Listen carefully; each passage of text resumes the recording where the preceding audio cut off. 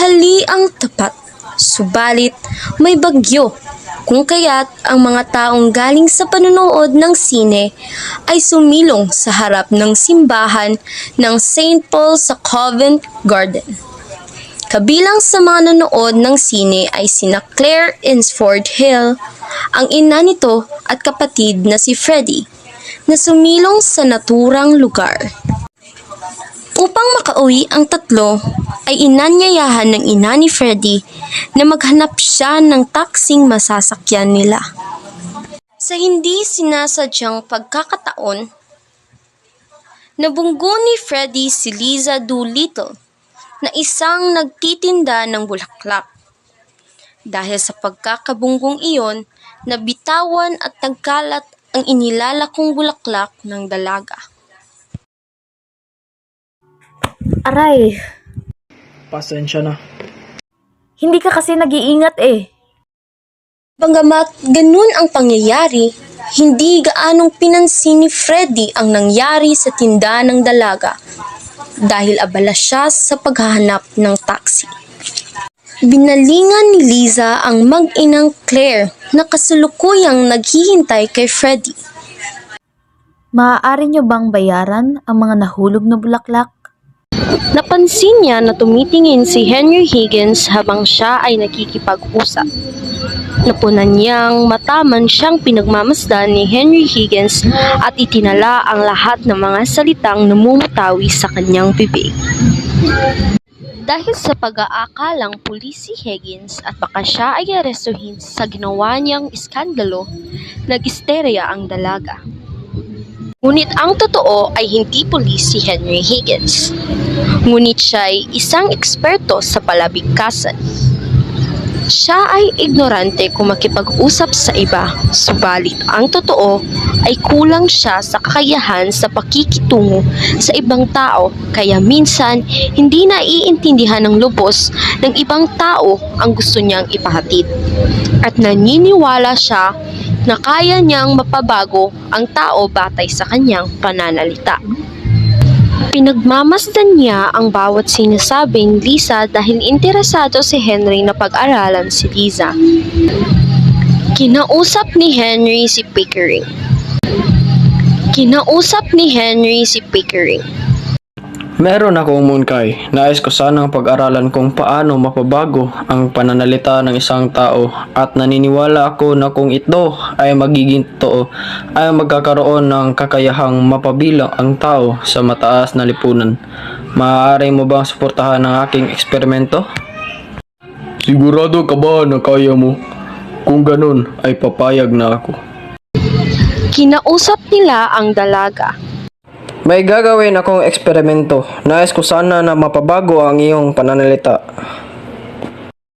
Ngunit, Huwag kang mag-alala. Babayaran ka namin. kung gayon, sige, papayag na ako. At ibinigay na nila ang bayad. Tuwang-tuwa si Liza nang matanggap ang bayad. Kaya nung papauwi na siya ay pinagbigyan niya ang kanyang sarili, kaya sumakay siya ng taxi. Kinabukasan sa laboratorio ni Higgins ay masayang humarap si Liza kina Higgins at Pickering. Sila ay nagulat. Gustong-gusto ko talaga mag-aral at matuto upang makapagtrabaho sa isang tindahan ng bulaklak kaysa maging tindera lamang na naglilibot sa lansangan. Ngunit kung sisingilin mo ako ay wala akong pambayad. Gusto mo ba talagang matuto? Kung ganun ay, siya, ako na ang bahala sa mga gastusin. Kaya Higgins, kung magagawa mo ay maniniwala na ako na ikaw ang pinakamahusay na gurong nabubuhay. Hinahamon mo ba ako? Sige! At lumipat na si Liza sa bahay ni Henry Higgins upang magsimula ng mag-aral. Nang dumating na siya, una niyang ginawa ay maligo.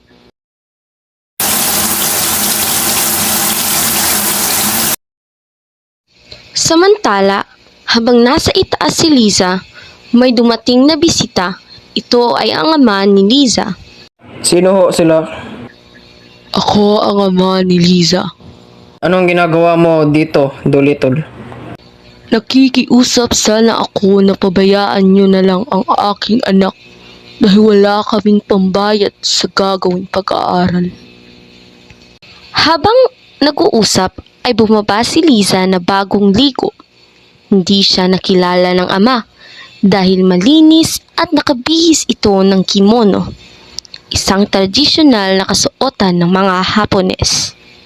Pumunta si Henry sa kanyang ina na si Ginang Higgins. Masaya niyang ikwento ang tungkol kay Liza. Lubhang nabahala ang ina dahil alam niya na mismong si Henry ay kulang sa kakayahan sa pakikitungo sa tao. Isang araw, may dumating na bisita si Ginang Higgins. Bumisita ang pamilyang Insford Hills. Habang nakikipag-usap si Henry sa bisita, napansin ng kanyang ina na hindi siya komportable sa pakikipag-usap sa bisita. Nang dumating si Liza, maayos ang kanyang pakikiusap sa mga bisita. Maayos ang pagkakabigkas at himig ng pananalita. Kaya lang, nalilito ang mga bisita sa mga paksang tinatalakay ng dalaga. Habang sila ay nag-uusap, patuloy ang paglapit ni Freddie Insford kay Liza na tila ba nabibighani siya rito. Nang makaalis na ang mga bisita, pati na rin si Liza, tinanong ni Ginang Higgins kung ano ang plano nila. Binalaan niya ang dalawa sa maaaring kalabasan ng kanilang plano sa dalaga, pati na rin sa kabuhayan nito. Nayayamot ang matanda sa sinagot ni Henry na para bang walang pakialam sa maaaring mangyari sa dalaga.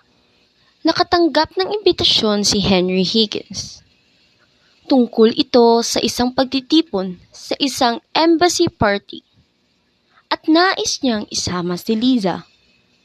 Nagdadalawang isip si Pickering sa desisyon ni Henry, ngunit naniniwala si Henry na kayang-kaya ni Liza. Nagdaan ang mga araw at patuloy ang pagturo ni Henry kay Liza. Mula sa pananalita, paggamit ng wastong mga salita, paglalakad ng maayos, wastong pagsasayaw, hanggang sa pag-aayos sa sarili at pagiging presentable. Habang si Liza naman ay patuloy sa pag-iinsayo, kahit na pabalik-balik ay hindi sila tumigil at nagpatuloy sa pag-iinsayo. Habang patuloy sila sa pag-iinsayo, ay madalas na binibisita ni Freddie si Liza. Ngunit bigo siyang makita ito dahil abala sa pag-iinsayo. Nagbihis at naghanda na sila. Habang patuloy ang pagtitipon, medyo kinabahan si Henry dahil naroon si Nepomuk, isang Hungarian interpreter at dating mag-aaral ni Higgins. Kung matutuklasan ang ginawa ni Higgins, maaari niyang ibunyag na hindi ang kalagayan ni Liza sa lipunan bagkus ang kanyang wastong paggamit at pagsasalita ng wikang Ingles. Ang lahat ay nabighani sa kagandahang taglay ni Liza at husay sa pananalita nito, kaya nagtataka sila kung saan nanggaling si Liza Doolittle. Sabihin mo sa amin kung sino si Binibining Doolittle. Ayoko. Isisikreto ko lang ito. Si Binibining Doolittle ay... Aktres? Hindi. Siya ay nagpapanggap lang. Nagpapanggap? Hindi niya ako maluloko. Hindi Doolittle ang kaniyang pangalan. At bakit naman? Dahil ang Doolittle na apelyido ay Ingles na pangalan at hindi siya isang Ingles. Ngunit mahusay siyang magsalita ng Ingles. Kaya nga, sa sobrang husay niya ay hindi ako naniniwala dahil ang mga Ingles ay hindi gaano maalam sa kanilang wika.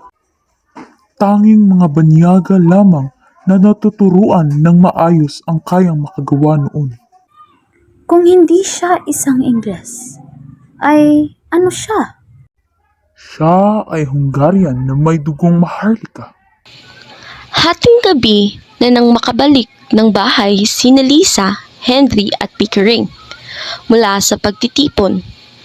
Tuwang-tuwa si Henry sa mga pangyayari.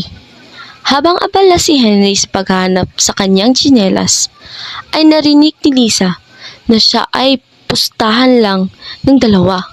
At dahil sa nangyari sa pagtitipon, ay nanalo si Henry. Mangiyak-ngiyak si Lisa sa galit na hindi niya napigilan ang sarili at lumabas ang kanyang natural na pag-uugali at pagsasalita. Iniisip niya ang kanyang kalagayan. Wala pa rin siyang mahanap na trabaho at mananatili pa rin siyang mahirap. Pinilit siyang pakalmahin ni Henry. Kung ayaw mong manatili sa ganyang sitwasyon, ay maghanap ka ng mayamang papangasawa mo. Nagtitinda ako ng bulaklak. Hindi ko itinitinda ang sarili ko. Sa galit ni Lisa ay ibinilik niya ang lahat ng mga alahas na ipinagamit sa kanya. Pati na ang singsing na si Henry mismo ang bumili para sa kanya.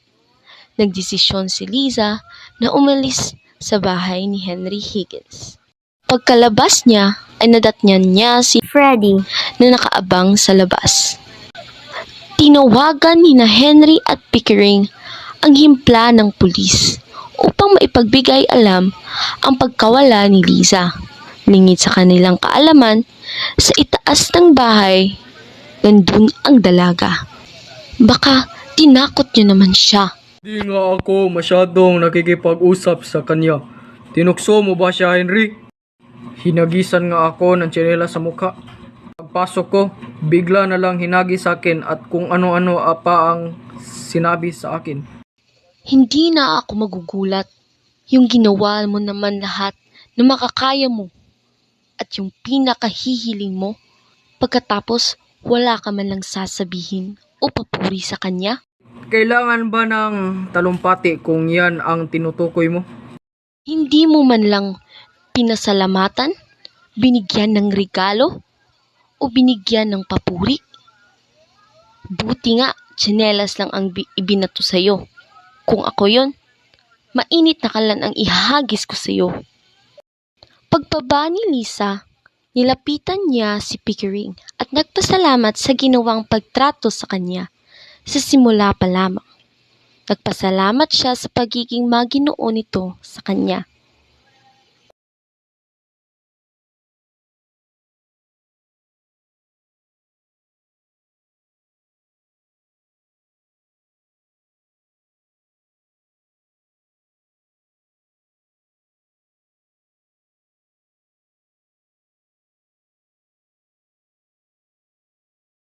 Nagpaliwanag naman si Henry kay Lisa. Sinabi niya na pare-pareho lang naman ang kanyang pagtrato sa lahat ng kanyang nakakasalamuha. si Freddy Hills ay nagsusulat 2 o 3 sa isang araw, bawat pahina. Ano? Walang kwenta yun! Bakit ba? Gusto ko at gusto niya ako. Lahat ng babae ay may karapatan mahalin. Tanga kayo! Kahit mahina at mahirap siya, baka nga masasaya ako sa piling niya kaysa sayo na inaapi ako at hindi ako gusto. Kaya ko ang sarili ko nang wala ka.